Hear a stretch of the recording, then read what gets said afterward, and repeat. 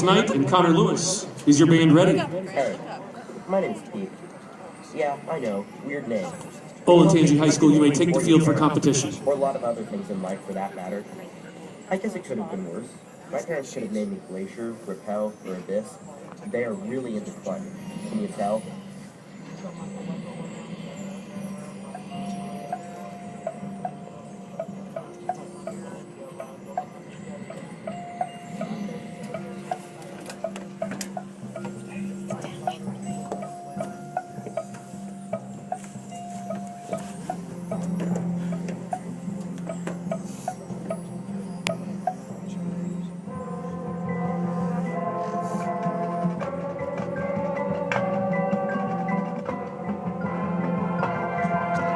I've traveled from New York City all the way to Kathmandu, Nepal to climb Mount Everest, the highest mountain in the world.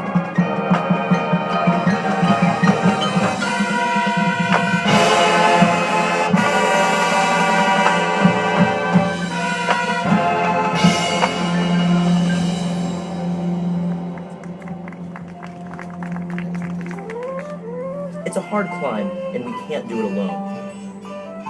There are many people with us. Sherpas, porters, other climbers, and even yaks to help us on our journey to the summit.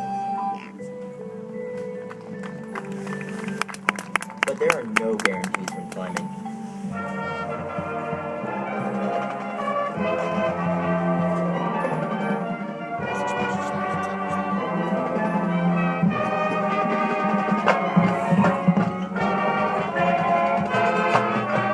Or, as the Sherpas say,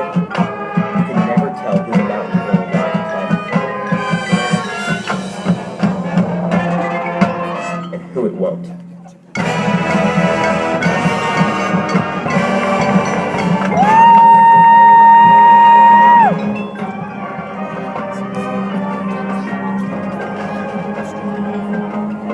So here we are at the advanced base camp, waiting.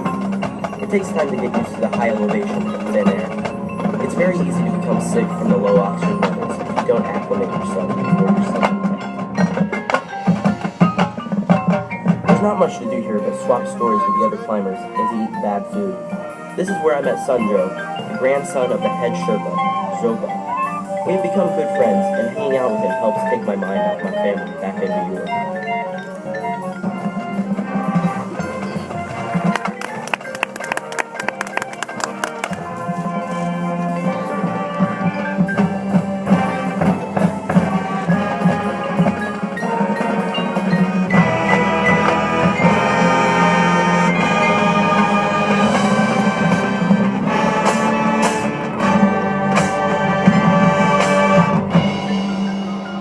Weather is moving in, and our time is running out. There may not be another window if we don't make our summit attempt now. The weather is not the best, but Zoba believes it will clear as we get higher on the mountain.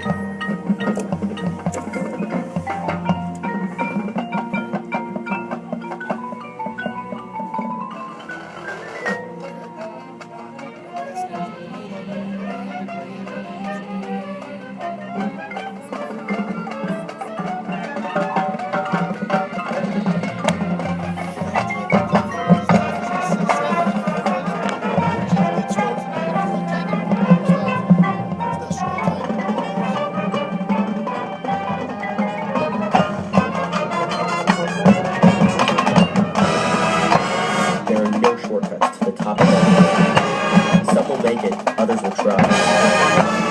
Some of them will never make it back.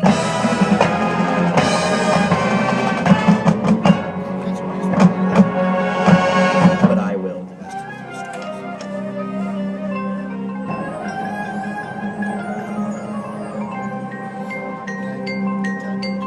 The climb is difficult, but Sunjo and I rely on each other to make it up the mountain. We arrive late at the final camp.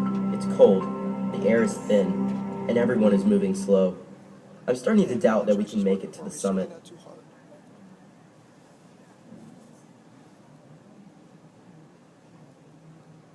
I received a thick stack of letters today from New York. The envelopes were crumpled and smeared with dirt and grease.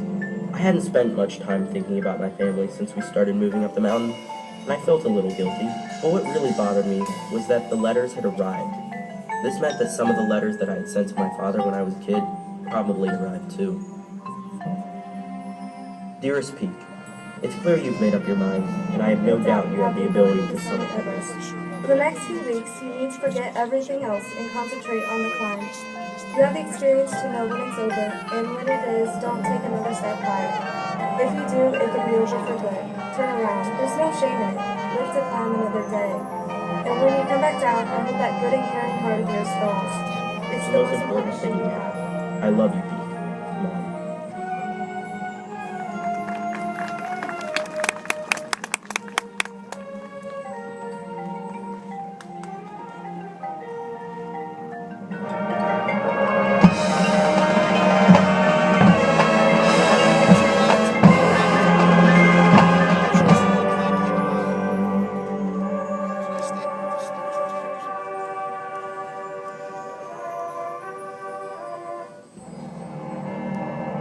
As we moved higher up, the wall leading to the pass was enormous, and from the base it looked terrifyingly unstable.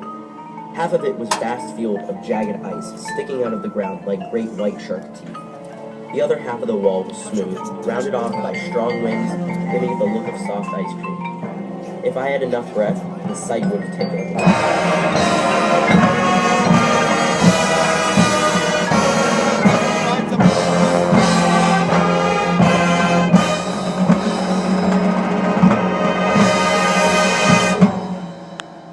But the letter from my mom gave me the strength to push on to the summit.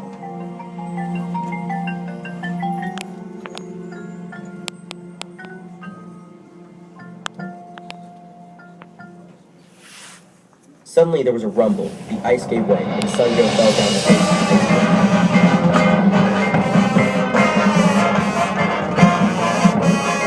Hanging by a thread, his life was in my hands. I didn't know if I had the strength to pull him up, or if I would have to cut him loose.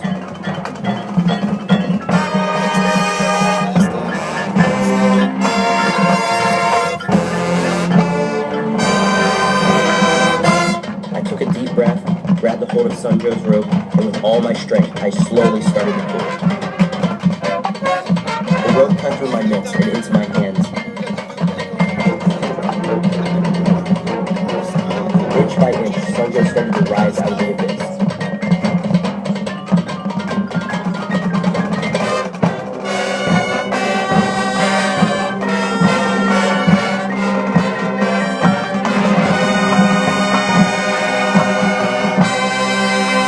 Regaining his feet, he was safe.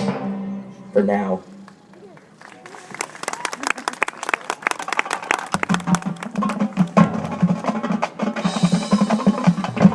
With Sunjo at the top of the wall, we started our final push to the summit. As we climbed, I started to think, why did I want to be the youngest to summit Everest? Fame? Fortune? Glory? There has to be more. Sunjo has so much more to gain. He could save his entire family with the money he would get from being first.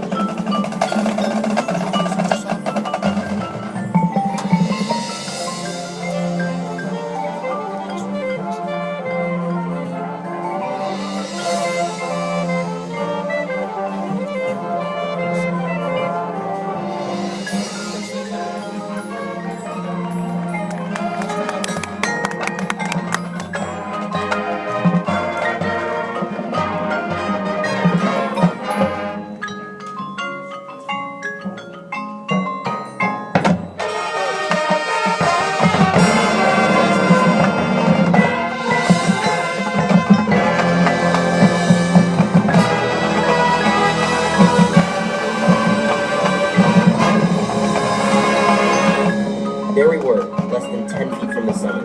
I had a choice to make.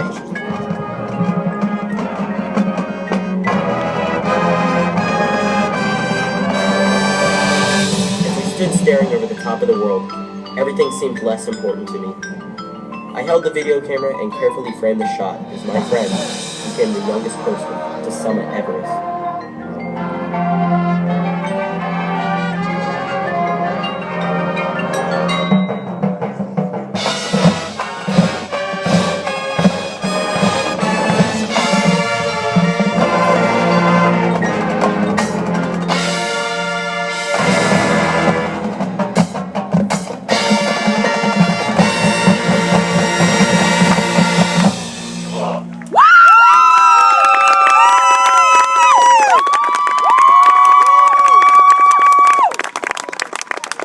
The Olentangy High School Band of Pride is under the direction of Field Commanders Alexis Knight and Connor Lewis, Color Guard Captain Katie Walker. Their director, Ian Brunn, is assisted by Adam Gamil, Doug Morgan, Chris Davis, Scott Hickey, Nick Riley, and Andy Tye. Ladies and gentlemen, a big round of applause for the Olentangy High School Marching Band.